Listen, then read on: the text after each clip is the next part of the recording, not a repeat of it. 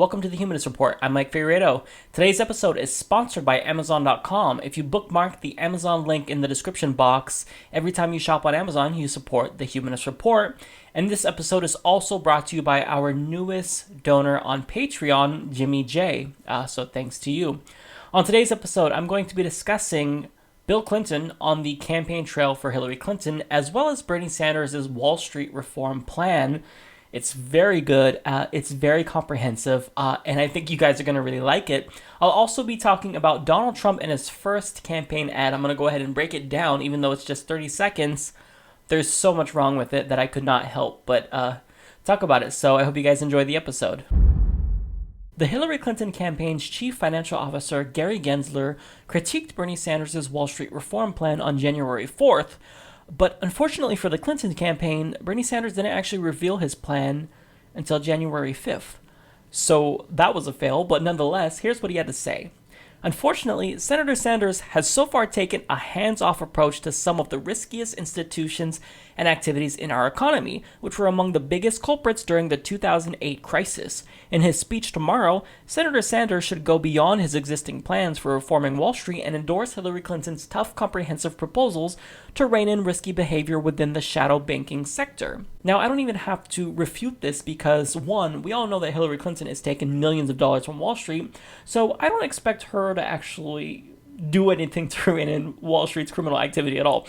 Second, I don't have to refute this because Bernie Sanders' communications director, Michael Briggs, did it for me. And let me just say, he destroyed Gary Gensler. He states, Senator Sanders won't be taking advice on how to regulate Wall Street from a former Goldman Sachs partner and a former Treasury Department official who helped Wall Street rig the system.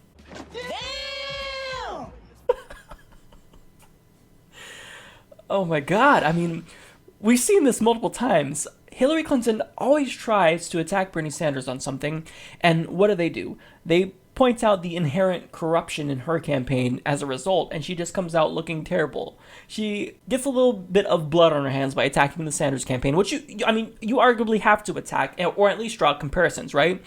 But every time she does this, they don't prepare themselves for what's to come, and Bernie Sanders' campaign always retorts with an epic statement. And here, once again, we see that that's no different. So when she critiqued him on universal health care, what did Bernie Sanders do? Well, they pointed out the fact that she's corrupt and that she flipped her position when she began to take money from the health insurance industry. Now, right here, Gary Gensler, who is a former Goldman Sachs partner, well, he decided that he would be the best person to critique Bernie Sanders' Wall Street reform plan. Guys, I mean, what are you thinking? I mean, you're like putting yourself out there and you're just trying to get destroyed. If you play with fire, you're going to get burned. So I'm going to have to unfortunately do this again. This is becoming routine every week. Bernie Sanders is burning people left and right. So Gary Gensler, Hillary Clinton, sorry guys, but I'm going to have to play you out again. You just got owned, you noob. You just got owned, motherfucker. You just got owned.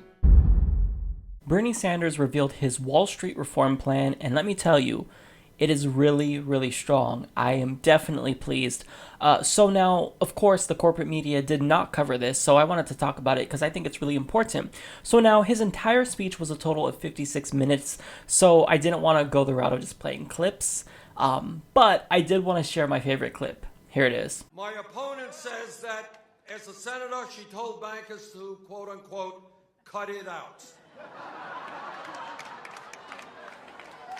And end their destructive behavior. But in my view, establishment politicians are the ones who need to cut it out. Okay, so what I'm going to do is basically summarize his entire plan. It's an 8-point plan, so let me go through those. So first, he pledges that within the first 100 days of his administration, he will break up too-big-to-fail banking institutions. I love this because not only does he recommit to breaking up the big banks, but he actually gives us a very, very strict timeline, so you know he's not playing around. Second, he states that it is not enough to just tell Wall Street to cut it out and then propose a few new rules and slap on some fines. So he states that he will reinstate the Glass-Steagall Act to once again separate commercial banking from risky investment banking. This is a no-brainer, and it blows my mind that Hillary, a so-called progressive, doesn't support this. But we'll continue on. 3, he's going to stop the too big to jail nonsense.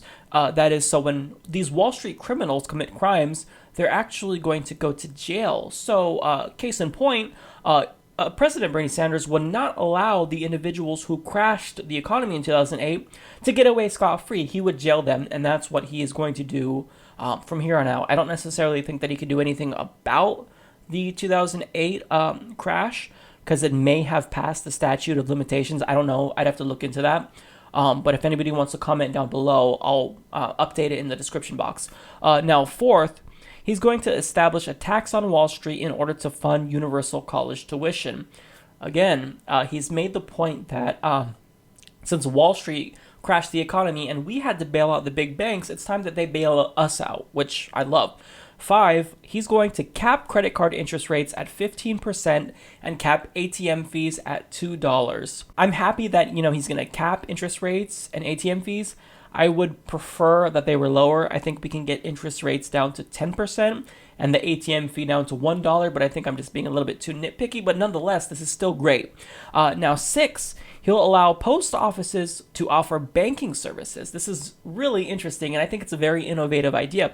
So this is brilliant because it's actually going to give Americans access to affordable banking options, especially in low-income areas. If they don't have a bank that's affordable, if they don't have a credit union, well, they'll have a post office. And this will also simultaneously save the post office. So this is really great. Now, this will also hopefully stop individuals from being more inclined to go to these payday lenders who basically prey on the poor. Now, 7, he'll also reform credit rating agencies by turning for-profit credit rating agencies into non-profit institutions that will no longer serve at the behest of Wall Street. I mean, I have nothing to say about this. It's absolutely outstanding. Finally, number 8, he will reform the Federal Reserve to make it more responsive to ordinary citizens and not just billionaires and Wall Street. He explains, quote, "It is unacceptable that the Federal Reserve has been hijacked by the very bankers it is in charge of regulating." Now, finally, one last parting note in his press release. He states, "Will Wall Street like me? No. Will they begin to play by the rules if I'm president? You better believe it." So there you have it. You have the strongest, most detailed Wall Street reform plan out of any of the candidates throughout this election. So this is absolutely fantastic. It's comprehensive. Is it better than Hillary Clinton's? You better believe it. First and foremost, she doesn't have the Glass-Steagall repeal. She doesn't want to break up the big banks. She stated that she would break them up on, I believe, the Colbert Report. We all know that's not what's going to happen. Someone who states that they think telling Wall Street to cut it out would suffice as regulation, they're not serious about regulating Wall Street. So this right here proves to you that he's in for the kill. He wants to regulate Wall Street and rein them in so that way they stop performing this criminal activity. So I love this. Kudos to Bernie Sanders. This is really a fantastic, comprehensive plan. Former President Bill Clinton joined Hillary Clinton on the campaign trail in New Hampshire, and he made a 30-minute speech for Hillary Clinton. Here's what he had to say. He states that Hillary understands what it takes to keep our country as safe as possible, to stop big bad things from happening, and make as many good things happen as possible. Now, we all know that Bill is a very talented and charismatic speaker, but if you're just reading this, it sounds like something Donald Trump would say, but nonetheless, I digress. Here's what he also had to say. He says, quote, "Every presidential election, people run, and believe it or not, this is kind of scary this year, but believe it or not, most everybody actually tries to do what they say they're going to do when they're running. They're telling you what they believe, so you gotta take them seriously." Yeah, take politicians seriously. I'll pass, but thanks. So now, of course, Bill Clinton is going to campaign for his wife. This isn't surprising. This is expected. And if Bernie Sanders' wife was a politician, you can bet she would be campaigning for him as well. So, I mean, this isn't something that, is surprising at all. And the reason why he does this is because he's very popular. However, if you recall specifically what he did during his presidency, I don't think he would be that popular after all, and I don't think that Hillary Clinton would want to trot him out. So I'm going to tell you the specifics. So first and foremost, he signed Republican welfare reform into law, and by welfare reform, I mean he gutted welfare. So basically, massive cuts, billions of dollars to welfare, and furthermore, he made it more difficult for individuals to be qualified for welfare. So now what I mean by that is that if you're a college student, well, there's going to be a lot more requirements. If you're a mother, there's going to be a lot more requirements in order to be eligible for welfare. Now, this policy was detrimental across the board, especially to the poor, but it disproportionately impacted African American single mothers. So this policy is terrible, and he signed it into law willingly after it was blatantly Republican reform. Now, furthermore, let's not forget about Social Security. We all know that Bush, in 2004, 2005, he wanted to partially privatize Social Security, but a lot of us forget the fact that Bill Clinton wanted to fully privatize Social Security. So what he did was he set up a commission, and it was going on for about 18 months, so that way they can figure out how to implement this new reform to privatize Social Security. Now, if you privatize Social Security, you effectively kill it. You make it so that way people get way less benefits. This is what happened with retirement plans. People are now moving from pensions to 401k plans, and they're not getting enough to retire. Well, the problem is that he wanted to do this with Social Security as well. Now, thankfully, the Monica Lewinsky scandal had actually stopped this reform from going through, because if you want to privatize something that's so popular, it's going to be an uphill political battle, and at that point he just didn't have the political capital to take on such a big battle. So thankfully that did not go through. Now, moving on, he facilitated the repeal of Glass-Steagall. So this is legislation put in place during the New Deal era that basically prevented banks from gambling with your money, but Bill Clinton said, no, I think I want to allow them to gamble with your money. Now, this had serious repercussions. This inevitably led to the 2008 financial crash.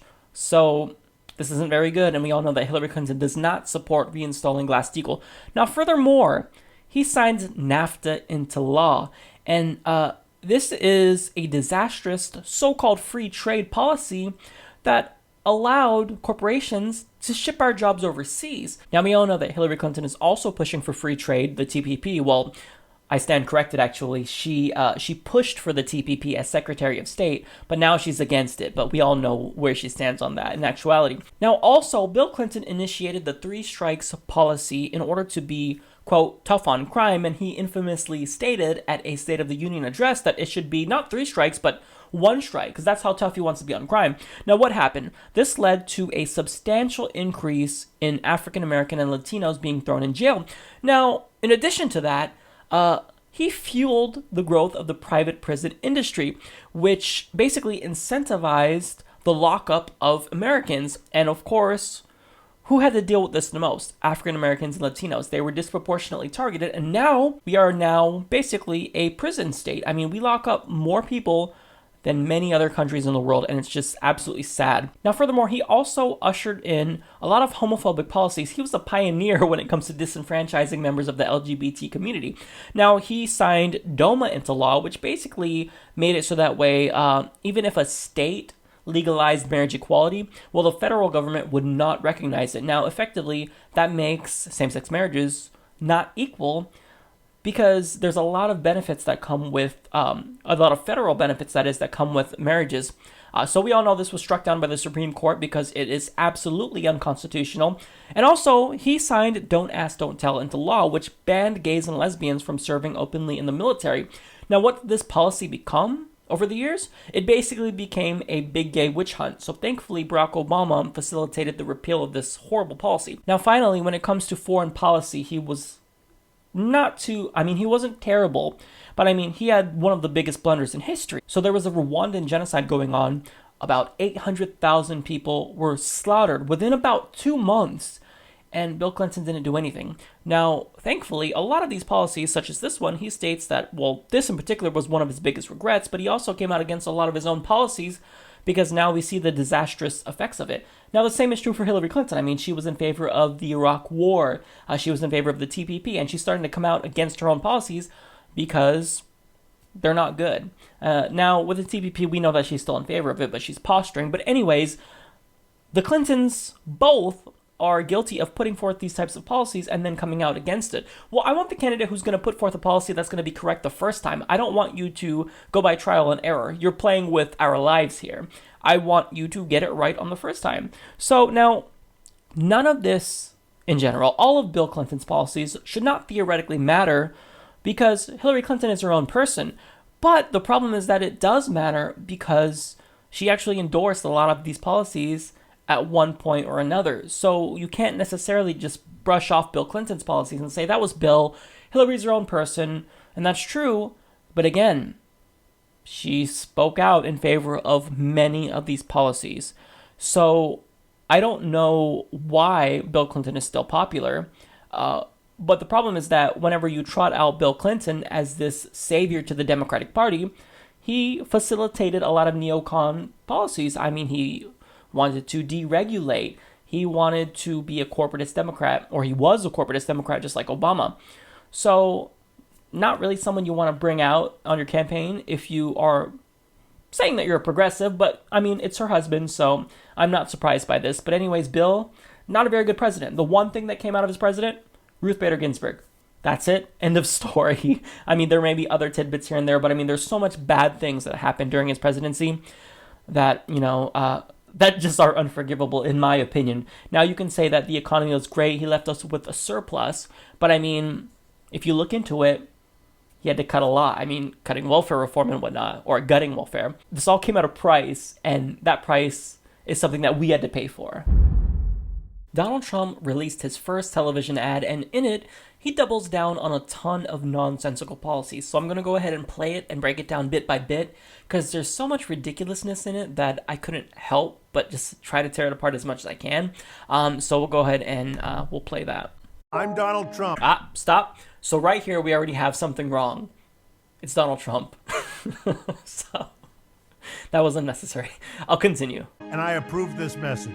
The politicians can pretend it's something else. Okay, I just want to comment on something kind of irrelevant, but every single political issue has the same two people doing the narration. This politician believes in free trade. I mean, is this the same guy in both Democratic and Republican ads? I want to know. I'm personally curious, so I just want to know. But anyways, let's actually get to the ad. But Donald Trump calls it radical Islamic terrorism.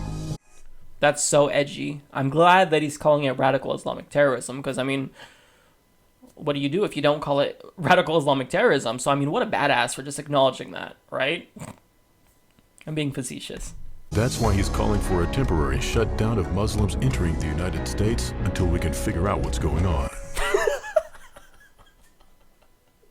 They literally quoted him. He's calling for a temporary ban on Muslims entering the United States until we can figure out what's going on. This sounds like a 4-year-old wrote it.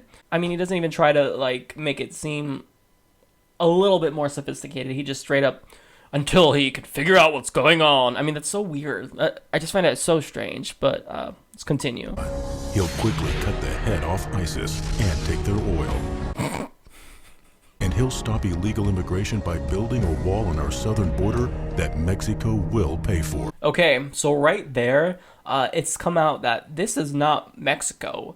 This is footage from Morocco. So, of course you got to do that because net immigration is actually less than zero right now. It's in the negatives when you look at immigration from Mexico. So you have to come up with something, right? So of course he's going to use this footage. It's complete lies. It's propaganda, but he uses it anyways, and he doesn't care. He's brazen about it. He's proud of his propagandist ways because that's what proto-fascists do. So I'm not surprised here, but let's continue. We will make America great again. Okay, so I rate that 0 out of 5 because I think that even though Trump supporters will love it, they love everything that he can do. He could literally just create a campaign ad where he's farting and they would give him a standing ovation if he played it in a crowd. I'm Donald Trump, and I approve this message. But he could do anything, and his supporters will enjoy it. But for me, as a progressive individual, looking at this, it looks like it was written by a child, like maybe a preteen, a young teen, maybe 13, 14, especially with the way that he articulates things. I mean, he will build a wall and Mexico will pay for it. How? How are you going to get them to pay for it? That doesn't make any sense. You're going to put sanctions on them? Are you going to impose tariffs on them so that way they can't import their goods to our country? I mean, what are you going to do? Because that's not specific enough. And furthermore, I like how his ISIS policy is, I will cut the head off ISIS and steal their oil. But again, that's not specific. Now, again, you can't get into the nuance, in a 30-second advertisement. So let me at least point that out to be fair. But we all know that there's no substance to Donald Trump, even when he's talking about this stuff, because he doesn't have substance. He literally stated that he will learn foreign policy when he's in office. Okay, if you don't know it now, you're out of there. This should disqualify him. But, I mean, the reason why he's still popular among his followers and can't do anything wrong is because his followers are just like him. They don't understand politics. They don't have a comprehensive understanding of foreign policy and domestic policy. They don't know what's going on in the world in actuality. They just know they're mad. They know they don't like Muslims. They know they hate Mexicans. And Donald Trump is basically a venue for them to voice all of their hatred. So they're living vicariously through Donald Trump. And the fact that he is successful is fueling a bunch of internet trolls in real life. So it's like, these internet trolls who go around Trump 2016 on every single video. Well, they are basically the internet trolls of reality in real life. So terrible advertisement. Donald Trump, I mean, your fans are going to love it. So I don't know what else to say about it. But I mean, I just wanted to break this down because it's Trump. It's ridiculous. You have to. Jeb Bush likely acknowledges the fact that his campaign is failing, even though he doesn't want to admit it. But don't you worry, because he's got a secret weapon he's about to break out that's going to save his campaign. Take a look. A lot of people say, your brother also has a lot of popularity, like Bill Clinton has with Democrats, your brother has it with Republicans. Is that something that you think, if he could tell your story as well as you can, if not better, is that something you're considering? Yeah, it is something to consider because he is very popular. I need to go earn this. That's why I'm in New Hampshire today. We have a joint summit to talk about the heroin epidemic up here. I've outlined a detailed plan to deal with that. I have some experience in it personally, and certainly as governor of the state, we created a strategy to reduce drug abuse in our state. That's what this is about. My brother has been a strong supporter. I love him dearly, and he'll continue to play a constructive role. All right, let's do it. Let's look at his approval ratings. So now, when you look at his aggregate ratings, you'll see a pretty big spike on 9/11, 90%. That's unprecedented. But then you see some really interesting points here. You see that he was at 25% for his lowest point, and when you look at his second term alone, his average approval rating was 37%. And let's not forget the fact that he left office with a 34% approval rating and started one of the most unpopular wars in American history. Or excuse me, he started the most unpopular war in American history. So I don't think he's going to be much of an asset to you, Jeb. I'm really sorry to break that to you. And I don't think deep down you believe that too. Otherwise, your logo wouldn't just be Jeb, exclamation point, and you would actually put your last name. But we all know that last name is toxic and you want to distance yourself from it. Now, to be completely fair, I don't think that Bill Clinton is technically much of an asset to Hillary Clinton, even though she trotted him out. And especially considering the fact that she's trying to tout herself as a progressive. But the difference is that the public doesn't necessarily understand how Bill Clinton screwed everyone over. At least that's the case for Democrats. They kind of have this rose-colored view of Bill Clinton. I mean, when he was in office, the economy was doing great, which presidents don't really have very much control over the economy. But I mean, nonetheless, the economy was doing great when he was in office. So a lot of people look at his years in office as the golden years. But Bush did a lot of things that were really easy to grasp, which is what made him more unpopular. So, for example, with Bill Clinton, I mean, he did deregulation, he repealed Glass-Steagall, he signed these free trade deals. People don't understand what those policies entail. But something like starting a war with Iraq and staying there, and starting a war with Afghanistan and whatnot, I mean, these are things that are highly unpopular and they're viewable. I mean, the media covers them, and people understand them for the most part. We understand the consequences of war, but we don't necessarily understand all of the intricate details associated with free trade policies or deregulating Wall Street. So that's why I think it's probably appropriate for Hillary Clinton to break out Bill, more so than it is for Jeb to break out Bush. But nonetheless, I mean, he probably still has a lot of support among the right wing. Maybe, I mean, they're very anti-establishment now, so I don't know if it's going to help him too much, but he'll at least get support of evangelicals and warmongers. So who knows? Let's see. Go ahead, Jeb, because I mean, anything may potentially help you at this point, because you're doing so bad. You're almost out of that race, but you're hanging in there. So I mean, kudos to you for that. But let's be real, you're not going to win. A right-wing anti-government terrorist organization has taken over a federal government building in Malheur County, Oregon. Now, they vowed to stay there until the government, quote, restores the Constitution, and some of them have threatened to get violent if need be. Now, unfortunately for them, they didn't necessarily plan to be there too long, because they're now requesting for their supporters to send them snacks through USPS, which is part of the federal government. I'm not here to die. I'm here to defend my freedoms and my liberties. And will I? Yes. If you don't like America, then you can get out. Now, I don't even have to tell you that if these were Muslims, if this was Black Lives Matter, the National Guard would have been sent in immediately. But because these are white, right-wing terrorists, all of a sudden they're just not a threat, even though they're still technically terrorists. Now, let me tell you basically how the media has handled this. They are referring to these men as a militia group who are doing a, quote, peaceful protest.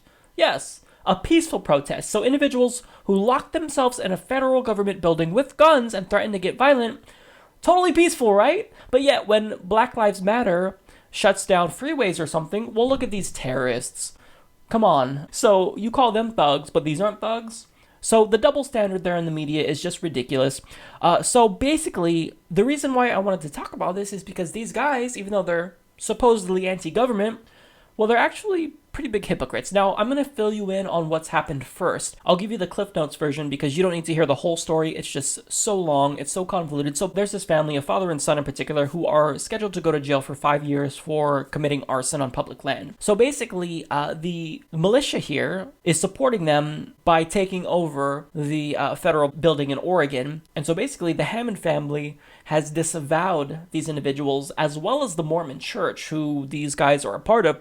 Now, what I didn't tell you is that the idiots leading this cause are none other than Cliven Bundy's sons. Now, to remind you who Cliven Bundy is, he's the racist moron who had a militia protect him when he was going to be arrested for allowing his cows to graze on public property, and he acquired millions of dollars worth of fees, and he refused to pay them, and he still hasn't paid them. So that's who's leading this cause. So you know exactly what to expect and whatnot. So the problem, though, is that they're not so anti-government. So US Uncut explains, the Small Business Administration offers a loan guarantee program for businesses that don't qualify for assistance in the private credit market. As Mother Jones reported, Ammon Bundy, the ringleader of the Malheur takeover, bemoaning federal overreach, got a $530,000 loan from the SBA in 2010 for his truck maintenance business in Arizona, costing taxpayers over $22,000. What the loan was used for, or whether or not Bundy repaid it, is not listed in public records. Now, second of all, they're also hypocrites because the federal government charges 93% less to allow their cattle to graze on public land than private landowners. And this price is so affordable because the US government subsidizes that price with taxpayer dollars. Now, furthermore, the Bundy family gets discounts for leasing their business on public land, which costs taxpayers $52 to $200 million per year. Now, western states like Nevada and Oregon, where ranchers like the Bundys reside, only produce roughly 1/5 of the nation's beef supply, but require a considerable amount of taxpayer subsidies to stay afloat. The Atlantic estimates that the 11 western states populated by ranchers eat up approximately $26 million per year. So I've got one more for you. Now, the government's animal damage control program protects their cattle from predators, and this costs $55.9 million. This is what it costed in 1994.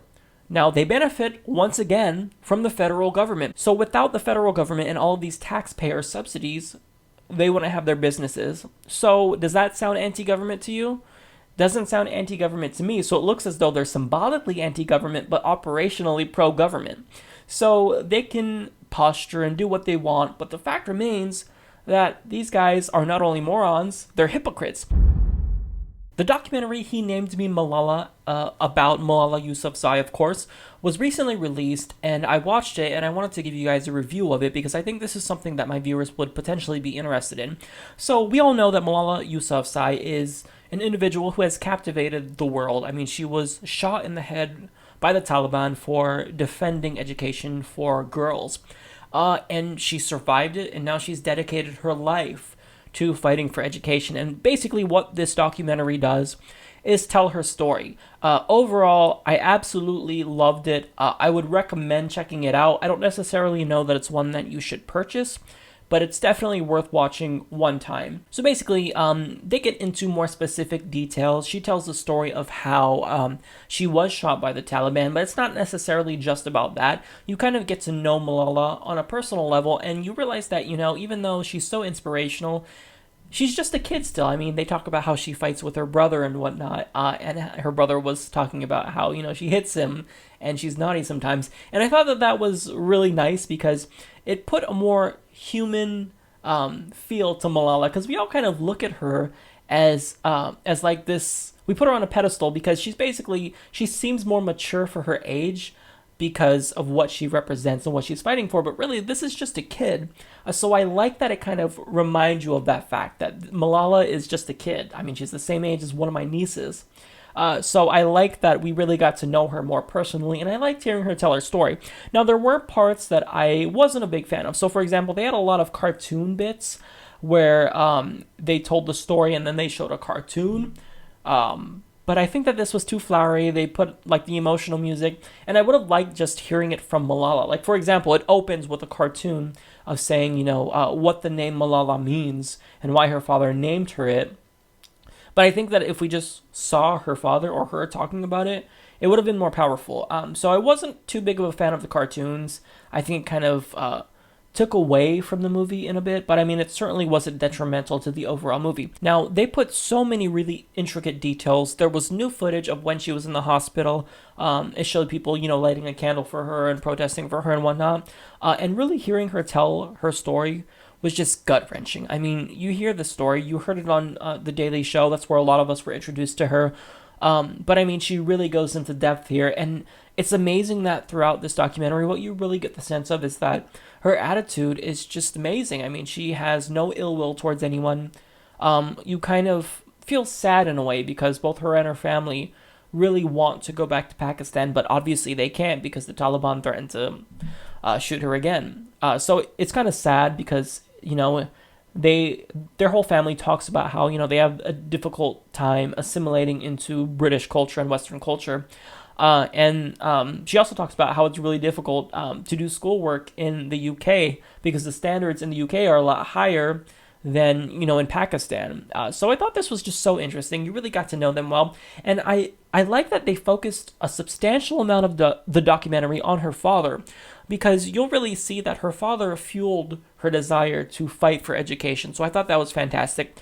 So overall, definitely check it out. Don't buy it, just rent it. I'll put a link in the description box to Amazon. You could rent it on Amazon for $5.99 or purchase the digital copy. I'd recommend just renting it. But I mean, if you want to buy it, you know, it supports Malala. It's a great cause. But I really love this, and I like actually getting to know Malala and her family a little bit more personally. Fantastic documentary overall. Well, that's the episode. I want to thank all of my subscribers for tuning in every week, and I also want to welcome all of the newest subscribers to the channel. We've gotten, I believe, 300 subscribers since January 1st. So this year, we're doing really great so far. We're hitting the ground running, and I'm really excited about this. So thank you all for joining the channel. Feel free to binge watch me. A lot of you have actually sent me messages on Twitter and Facebook, and as well as YouTube, stating that you are binge watching the Humanist Report. So the fact that the Humanist Report is even binge watchable, I think I just created a word, guys. But the fact that it's binge watchable, it delights me. So stick around, enjoy the show. Feel free to comment down below on what types of stories you want to hear. I'll see you next week.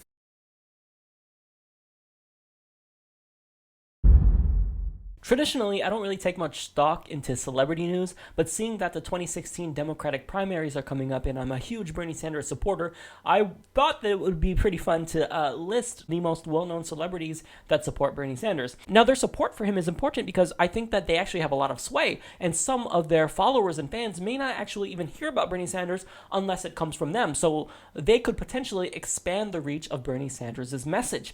Now, with that being said, here they are. Mark Ruffalo called him a blessing to the presidential race. Daniel Craig is a supporter. Danny DeVito is also a supporter. Diplo, the EDM artist, says, if I had any energy to engage the American political system, I would vote for you because you're on point. He said this to Bernie Sanders. Well, guess what, Diplo? You should have that energy because you have a huge platform. Go vote. Go register. Tell your friends to vote. There is Steve Wozniak, who says down with Republicans and Democrats. He wants Bernie Sanders. John Cusack endorses Bernie Sanders. Patton Oswalt, he says hi, Senator Sanders, and he had some other tweets too in support of him. Neil Young, I don't know who this is, but apparently he's a folk icon. Killer Mike, who's a rapper, says that he is officially endorsing Bernie Sanders' campaign because he called for the restoration to the Voting Rights Act. Susan Sarandon says that she wants a leader who's courageous and level-headed in times of crisis, and that's Bernie Sanders. Lil B says that he also endorses Bernie Sanders. Now, he switched support from Hillary Clinton to Bernie Sanders because Bernie Sanders marched against segregation in the 1960s. Sarah Silverman also supports Bernie Sanders because he's genuine and says what he means. Mia Farrow, who's an actress, says, however you may vote, Bernie Sanders is pretty great. He doesn't pander, is consistent and clear on important issues. Louis Black is also a supporter of Bernie Sanders. Julian Casablancas, I don't know if this is Julian or Julian, so if that's the case, forgive me because I don't know who this is. But he says Bernie Sanders is the only candidate not bribed and the only one fighting for the good. Will Wheaton says, Bernie Sanders is having a rally at the sports arena on Monday, Los Angeles. Let's feel the burn. Cornel West has tweeted out multiple tweets in support of Bernie Sanders and also introduced him at a university. Ben & Jerry's, which is my favorite because they have Ben & Jerry's ice cream, which is absolutely delicious and a detriment to my health, but nonetheless, they're awesome. They want to get money out of politics, and of course, they logically support Bernie Sanders. Cole C. Sprouse, I only know who this is because I have a nephew who watches Sweet Life of Zach and Cody, but he is supporting Bernie Sanders. Justin Long also supports Bernie Sanders and tweeted out the same table that I tweeted out where it compares the top 10 donors of both Hillary and Bernie Sanders. She has all the corporations and banks. Bernie Sanders has unions. He's for the people. Tyler Oakley posted something on Instagram in support of Bernie Sanders and arguments why you should support him. This is a YouTuber. I don't really follow him, but he does have a huge reach. So I want him to get people in the YouTube community who watch YouTube videos to vote. And Tom Morello posted a Bernie Sanders meme. Flea from the Red Hot Chili Peppers says that Bernie Sanders is the only remotely reasonable candidate for the President of the United States. David Crosby says that he supports Bernie Sanders. Roseanne Barr says that Bernie Sanders is a great candidate because he will address the system that creates debt prisons, slavery, and banksterism. John Fugelsang has been very vocal about his support for Bernie Sanders. And finally, Frances Fisher shared a link to Bernie Sanders on her Facebook page and encouraged her followers to share it as well.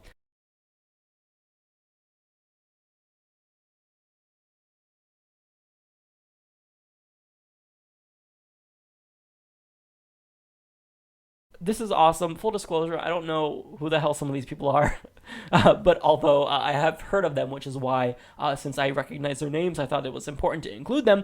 Now, there is even more celebrity supporters of Bernie Sanders, but I only wanted to cite the ones that I thought would be most well-known. Now, that's kind of arbitrary because I may not necessarily know these people when a lot of people do. So if that's the case, then I apologize for that. So now I will keep my fingers crossed that these 28 celebrities will get his message out there, that they are going to share and ask their followers and fans to share as well.